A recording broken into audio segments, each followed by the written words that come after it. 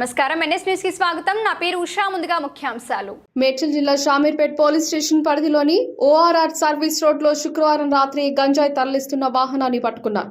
విశ్వసనీయ సమాచారంతో మేడ్చల్ ఎస్ఓటీ పోలీసులు, షామీర్పేట్ పోలీసులు సంయుక్త ఆధ్వర్యంలో నిర్వహించిన తనిఖీల్లో బొలెరో AP 39W4550 వాహనంలో తరలిస్తున్న గంజాయి స్వాధీనం చేసుకున్నారు. పూర్తి వివరాలు తెలియాల్సి ఉంది.